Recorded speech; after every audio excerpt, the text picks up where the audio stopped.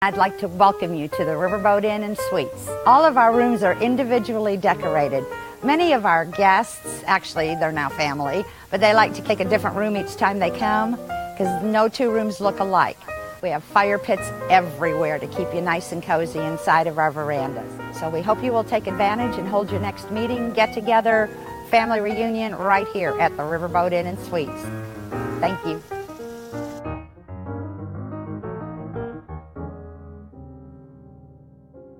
Welcome to We the People on WKMnews.com. We're the voice of liberty here in the Ohio River Valley on the internet as well as television. We always make it a habit of thanking our good friend Doc from DuPont and all those others that have served our country so valiantly. Thanks to Harry Stone Grill here in Madison for such a great place to have and a great place to eat. I'd like to welcome our guests we're blessed to have tonight, Reverend Pastor Ron Lee of Switzerland County Baptist Church and Assistant Pastor Josh Hershberger of Cornerstone Baptist Church in Hanover. Welcome to you both for being here. Thanks for having us. Thanks. Now, the reason we asked you guys out today, and we really appreciate you being here, is just to talk about the impact of government on churches today. So we'll kind of start with state government, and we'll start with you, Josh. Any impact there, or are you seeing that more from the federal government? I'd say that most of it comes from the federal government, and I also am an attorney. I do a lot of nonprofit work and work with churches through what's called Church Law Institute. And we proactively assist churches so that they can focus on their ministry goals. And most of it comes from the federal level. However, there can be state law involvement. And there's one particular thing that's going on in Kentucky. Now, it's not here in Indiana, but it's very close across the river. And there's been a workers' compensation requirement that churches carry that type of insurance, but it hasn't been enforced for forever. It's never been enforced. So they've been going around the state recently, sending letters to churches, and if you can imagine on Monday morning, receiving a letter that says, oh, by the way, you were supposed to be paying for this insurance, and you haven't, now give us $15,000. And for some of these country churches, that's a large chunk of their budget. They have a pastor that's probably working a second job. So the church will come back to the state government, this would be their Department of Revenue, and say, look, we didn't know about this, can we not pay the fine and we'll just pick it up? And they'll tell them no, and they may drop it a couple $1,000s. And the church will say, but we may hire counsel. And they'll tell them, well, you don't need to hire an attorney because if you do, we're going to assess this fine. And it makes me upset. It really, I can't talk about it too much. Right, and something that they weren't aware of. This is not purposeful. These are good guys. They want to follow the law. And so that's just one thing that's going on in Kentucky. And that's not a flashpoint issue that you might see everywhere. But it's just one of those things where governments that are stretched for cash are going to be looking to everybody to try to meet that need. And so they'll often trample on churches, which can be kind of a soft target. So that's just one example, and there certainly are others, and I'll pass on to my colleague. Yeah, I think more from the federal government as well. Haven't noticed much from our state government, but I think what's caused me to do a little research since Rick and I have talked on our rights as Constitution, the Bill of Rights, Declaration of Independence, and then I even looked up a word that I usually don't look up too much. It's a four-letter word, ACLU, and I found some very interesting reading in there as protection of our rights. So we the people need to stand up for our rights, and we have not done a very good job of that, I don't think, speaking as a leader of a church or just a church member or a Christian in the community myself. So I've done some research. It was fascinating to me, as well as what Josh just was talking about. I guess I hadn't caught on to that one yet, so I appreciate a little information here tonight also. There's certainly a few other things. This may not be directly from state government, and when I talk about the church, I kind of come from a millennial perspective where it's not so important the building as it is the mission. It's a movement of people rather than a piece of real estate. And that's kind of the old saying. But when Christians go out into different avenues, when they're trying to impact culture or something, its ability can be blocked, it can be affected by that. one way that churches try to affect young people is through schools.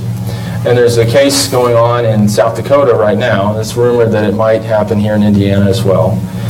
Is that the State Board of Athletic, the State Athletic Association has come in and said, look, if you're in our State Athletic Association, then you must comply with the new transgender requirement. You have to allow transgender students to play on any team, and you also have to accommodate them with your different facilities. Now, I mean, this is all going to be implemented over time. Well, it just so happens that there are private Christian schools that are large enough, and I think of a lot of parochial schools and some Christian schools play in the state athletic association. So the school said, okay, well that's fine if you want to have that rule, but please understand that we come from an Orthodox Christian background, that our view on sexual ethics is that that's not acceptable. And they're now being sued. They're in a court fight over being required to accommodate transgender students. And again, this isn't about really commenting on whether that's appropriate at the public school level. This is just a Christian school saying, hey, wait, can we have an exemption? Can we just be allowed out of this? And that's what they're getting sued over. So that's certainly a concern that could possibly come our way. Don't you think that, and this is something that I've seen, like our dear leader has said since early in 2009 when he was immaculated, that basically he talks about freedom of worship. He doesn't talk about freedom of religion. So what you're talking about there is how a church will, or a religious organization will impact the community. When he talks about freedom of worship, he's talking about what you do behind closed doors in the church or in home. And you're talking about their religious belief as they go out into the community or evangelize, etc., is what's being trampled on. Absolutely. I mean, what is faith if it doesn't impact every area of your life? If it doesn't, if this notion of integrity doesn't cross the church door into the marketplace, what does it matter? And that's exactly, I think, the point. Is as long as you're in your church, and this is exactly what Judge Hayburn said in the recent decision in Kentucky that struck down their constitutional amendment. He said that people may be mad in Kentucky because they don't understand this. The ministers told the marriage between a man and a woman. And he said that outside of your protected sphere, you just have to understand that it doesn't apply anymore. And so that's a real, I call it schizophrenia, American schizophrenia in a sense, where you can be a good Christian, we even kind of expect you to. But when those principles actually get out into the marketplace or into politics, well, you can't say that. And that's just something, you can't reconcile those. The emperor has no clothes. But that's just kind of where we're heading right now. Has Obamacare impacted you up in Vevay, in your church, as far as, even your own personal health insurance? Or of your parishioners? Well, yeah, parishioners I've seen some effects, our self-employed folks who are now having to carry insurance that's kind of skyrocketing. I get several calls asking me what kind of ulterior or, another avenue for insurance. So I get on the computer and try to look up some Christian-based insurances for them. Yeah, it's affecting us all. Well, and they also, and Rick Berry and I did town hall meetings back in 2009, 2010 about Obamacare, about a couple of them. But the stuff that was in that 2,300 pages is absolutely amazing, and the rules that they're using to promulgate that. But it affects, as far as like Rhodey, they had a case that went to the Supreme Court as far as saying we are a faith-based company. We do not believe that we should be compelled to, provide contraception, abortion pills the morning after. I don't know if that affects the Baptist Church, but the Catholic Church. The government sued nuns. That's scary. Where does it stop? What is the tipping point for the Baptist Church in Switzerland County? The tipping point for a Baptist church in Jefferson County? What's too much? And maybe I'm pushing too hard, but... You have a thought? I do. Now, certainly with the ACA, it doesn't hit a lot of nonprofits because you have to have over 50 employees. That's all of the alphabet soup, I like to call it, of the federal employment laws. The ACA requires at least 50. But what you mentioned about them suing nuns, it kind of comes back to the same theme, because there is an exemption for churches. And there's about a 17-point test under the IRS code to determine whether you're a church or not. But again, if it's anything beyond that, if it's a nonprofit, for instance, a Priest for Life, which they had a long struggle with the Internal Revenue Service a while back, but I mean, their stated purpose is to fight abortion in our society. And that is, you can have different organizations for different reasons. This is what their stated purpose is. And they were not religious enough to get an exemption from the pill mandate. So again, it's just some of this heavy-handed, you can have those beliefs in your church, in your synagogue, in your temple, but you can't have it outside of that. And is that tax-exempt status what you normally see being used as, not to carry on the stick, but really the force behind the requirements, as far as whether you're, what's being preached in the pulpit or the mission of the organization? That is one of the sticks that's being used, and you may be familiar with what's happened recently. I mean, Johnson Amendment, dating back to '54, was passed with the help of President Johnson because he was mad at a religious group for campaigning against him. And I've never really quite understood the logical connection between you're a charity and you can't impact politics at all. You can't say anything. Now, I mean, certainly the mission of the church is not to be a political action committee. But Jesus called Herod a fox, and last time I checked, that was not a compliment. And then John the Baptist, if you remember the story, he told Herod that he was not supposed to have his brother's wife. And that's why John the Baptist lost his head. He was commenting about the immoral behavior of a sitting ruler. And I like to joke with people that if John the Baptist was here today, he may not have only lost his head, but John the Baptist Inc. may have lost its tax-exempt status. But this requirement simply states that you may not say, vote for or vote against a particular person. This hasn't been enforced since '54. I've seen at least 7 or 8 instances where attorneys have dragged this all the way up to the court, but then the IRS will pay something, or they'll say, well, we're not enforcing this. And they'll send a letter saying, well, whatever you were doing, don't do it anymore, it's a violation of the First Amendment. It's chilling speech. Freedom of Religion Foundation has sued the Internal Revenue Service saying, look, you're not enforcing this against churches. Now the IRS has said we will start enforcing it, but they won't release their agreement and any details about it. And there's a Freedom of Information Act request up there and everything.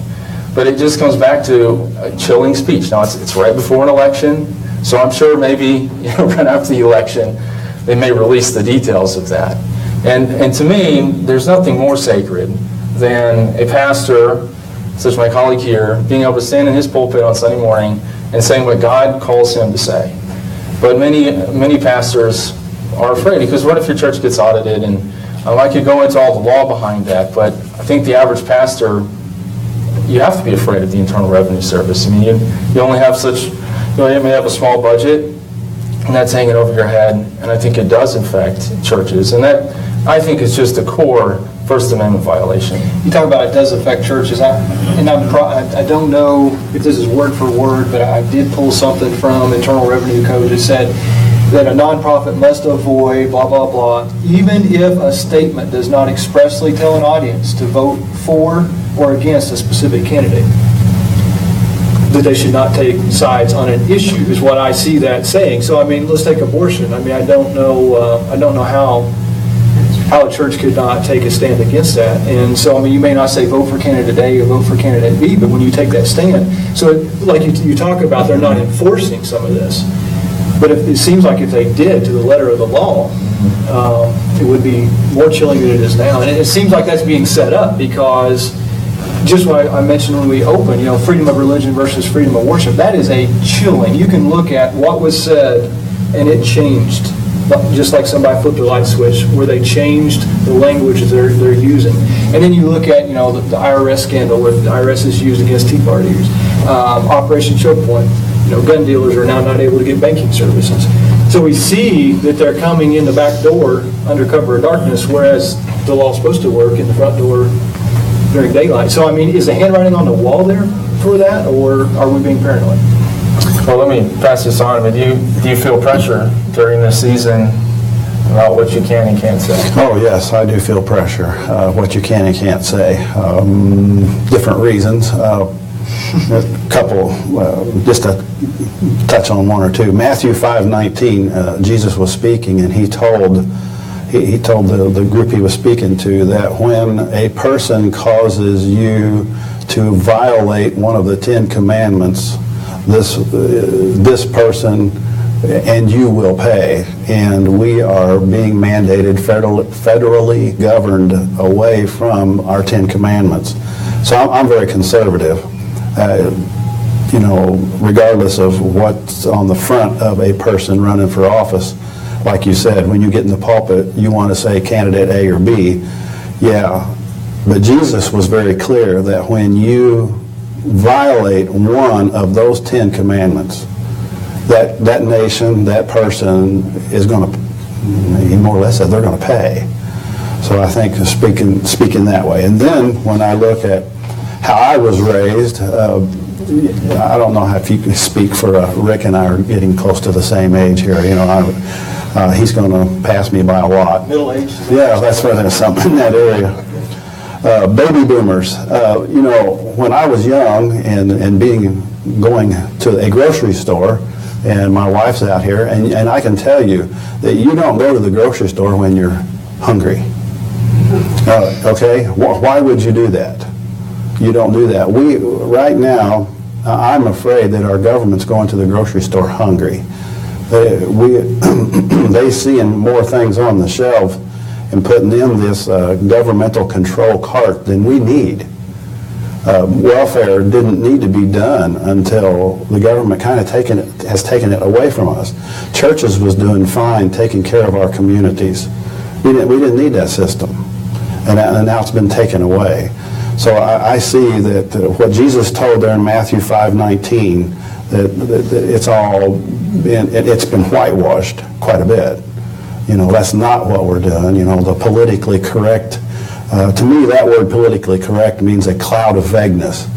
So, in this cloud of vagueness, we've lost the identity of our 10 commandments, our Bill of Rights, and I would like to read this one right here. When Thomas Jefferson crafted the Declaration of Independence, he pointed to certain unalienable rights with which we are endowed by our Creator. What did he mean when he wrote that phrase? Unalienable rights. It's even hard to say. And what rights are unalienable? Jefferson understood unalienable rights as fixed rights given to us by our Creator rather than by the government. The emphasis on our Creator is crucial because it shows that the rights are permanent just as the Creator is permanent. And baby boomers, we can tell how many new laws there are to compensate for the original Constitution, just like in the Mosaic laws. There was 10 commandments, but there was 680 some Mosaic laws to take care of that 10 commandments. And we as a people have governed ourselves to death. If we look at the Roman Empire, we can see the peak and the rise and the fall, and we're doing the same thing. When are we going to quit doing that? The ACLU, and I had to write this, I had to put this in here, and if I can get up to it here, because I put all this stuff in here just because I thought it was important. Not that word, but you go ahead.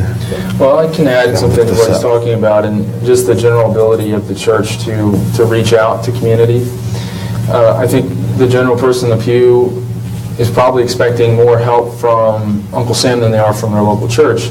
And part of it is donations that might be dropping off or something like that. But there is, I think, a fairly concentrated effort to take some of the tax-exempt privileges away from the church.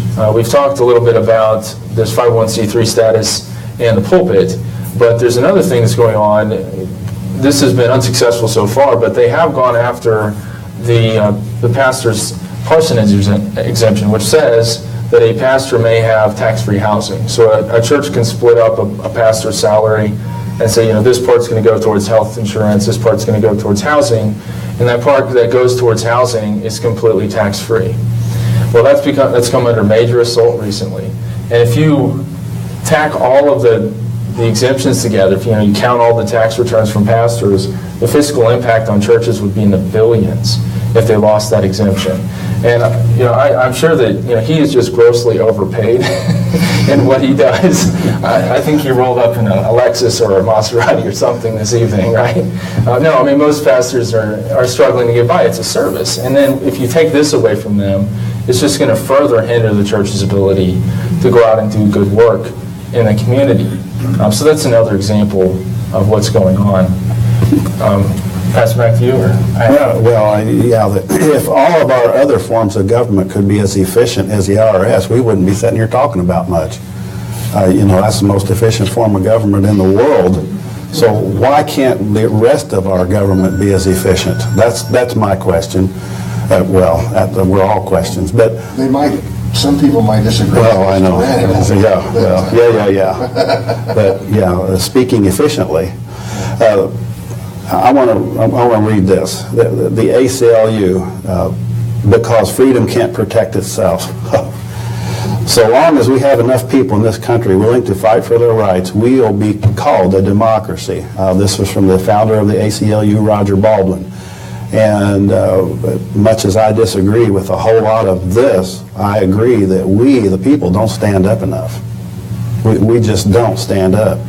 The ACLU is our nation's guardian of liberty, working in daily courts, legislators and communities to defend and preserve the individual rights and liberties that the Constitution and laws of the United States guarantee everyone in this country.